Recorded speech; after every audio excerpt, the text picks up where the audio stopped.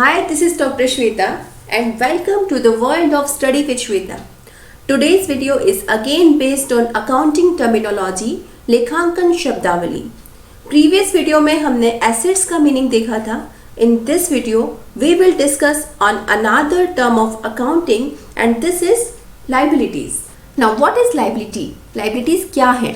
Liability is an obligation of an individual or firm. Business को start करने के लिए, बिजनेस को लार्ज स्केल पर ले जाने के लिए, प्रॉफिट अर्न करने के लिए दूसरों की अमाउंट को अपने बिजनेस में यूज करना और डिसाइडेड टाइम के बाद वो पैसा लौटा देना लायबिलिटी है. जो पैसा हमने दूसरे लोगों से लिया हुआ है वो हमें उन्हें लौटाना होता है, वापस करना होता है, चुकाना होता है और वो हमारे लिए और हमारे बिजनेस के लिए एक लायबिलिटी होती है. Liabilities means amount owed to others. अब ये लायबिलिटीज कौन कौन सी होती है, कहाँ कहाँ से पैसा लिया जा सकता है, उनको देख लेते हैं. First, bank loan. बैंक से लोन लिया है, इंटरेस्ट पे करना पड़ेगा, उस पर्टिकुलर टाइम पीरियड के बाद वो अमाउंट वापस करना पड़ेगा, तो that is a liability for the business. Overdraft. Overdraft means bank में जितना आपका डिपॉजिट है उस डिपॉजिट से ज़्यादा अमाउंट विड्रॉ करना एक लिमिटेड टाइम पीरियड के लिए ओवरड्राफ्ट कहलाता है और उस लिमिटेड टाइम पीरियड के बाद वो पैसा हमें वापस देना होता है. क्रेडिटर्स, वो लोग जिनसे हमने पैसा उधार लिया है या सामान उधार लिया है उनको हमें सामान का पैसा या जो पैसा लिया है वो वापस करना होता है, तो वो बिजनेस के क्रेडिटर्स होते हैं, एक लायबिलिटी होती है, उनको पैसा हमें वापस करना है. डिबेंचर्स, कंपनी ने कोई डिबेंचर्स इशू किए हैं और लोगों से अमाउंट कलेक्ट किया है, वो अमाउंट एक टाइम पीरियड के अंदर या एक टाइम पीरियड के बाद वापस करना होता है, बिजनेस की लायबिलिटी है. Outstanding expenses. आउटस्टैंडिंग एक्सपेंसेस का मतलब वो खर्चे जो आपने यूज कर लिए हैं लेकिन अभी पे करना बाकी है.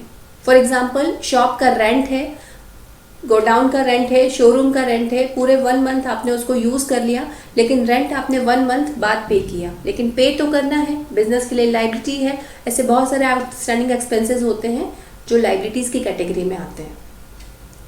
Okay, so these are the examples of liabilities. Finally, liability is the amount which the firm owes to outsiders.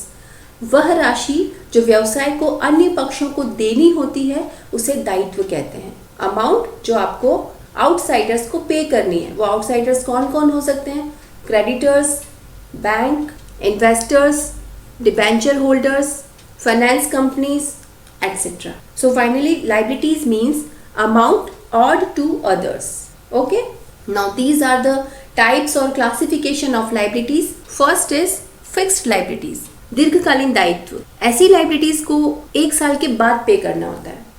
ये क्योंकि फिक्स लाइबिलिटीज होती है, लॉन्ग टर्म लाइबिलिटीज होती है जिनका टाइम ड्यूरेशन होता है more than 1 year. For example, debentures, long term loans etcetera. वो लाइबिलिटीज जो आपको 1 साल के बाद पे करनी हो फिक्स लाइबिलिटीज कहलाती है. Next is current liabilities. ऐसी लाइबिलिटीज जिनका पेमेंट आपको नियर फ्यूचर में करना हो, 1 साल के अंदर अंदर करना हो, वो करंट लाइबिलिटीज में आते हैं. For example, bank overdraft. एक छोटे से टाइम पीरियड के लिए आपने डिपॉजिट से ज़्यादा विड्रॉ किया है तो वो आपको विद इन 1 ईयर पे करना होगा. क्रेडिटर्स, सामान उधार खरीदा है लोगों से तो वो आपको 1 ईयर के अंदर अंदर पे करना रहेगा. बिल्स पेबल करंट लाइबिलिटीज की कैटेगरी में आते हैं. शॉर्ट टर्म लोन्स जो 1 साल के अंदर अंदर आपको पे करने हैं. Outstanding expenses, these all are the examples of current liabilities.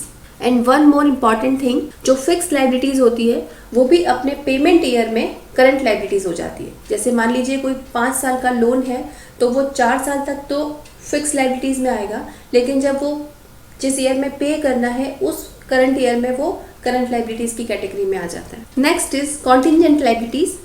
आकस्मिक दायित्व, जैसा कि नाम से ही क्लियर हो रहा है, ये वो लाइबिलिटीज हैं जो एक्चुअल में लाइबिलिटीज नहीं थे लेकिन सडनली कुछ हुआ, कुछ अनसर्टेनिटी हुई और वो एकदम से लाइबिलिटी आ जाती है बिजनेस के ऊपर. The examples of contingent liabilities are case pending in the court for liability, guarantee undertaken for a loan, आपने किसी लोन के लिए गारंटी ली है, bills receivable discounted from bank etcetera. ये जो कॉन्टिजेंट लाइबिलिटीज होती है इनको दूसरे आइटम्स की तरह लाइबिलिटीज में ऐड नहीं किया जाता बैलेंस शीट में, इनको अलग से नोट के रूप में दिखाया जाता है. नोट डाला जाता है बैलेंस शीट के नीचे, कॉन्टिजेंट लाइबिलिटीज आर, एंड फिर उनको वहां पर बैलेंस शीट के नीचे लिखा जाता है. So this was the simple introduction of liabilities. Thank you so much. Please like the video and subscribe the channel, and if you want any other video on any other topic of commerce, you can write in the comment box below. Stay connected, keep watching and learning. Thank you so much.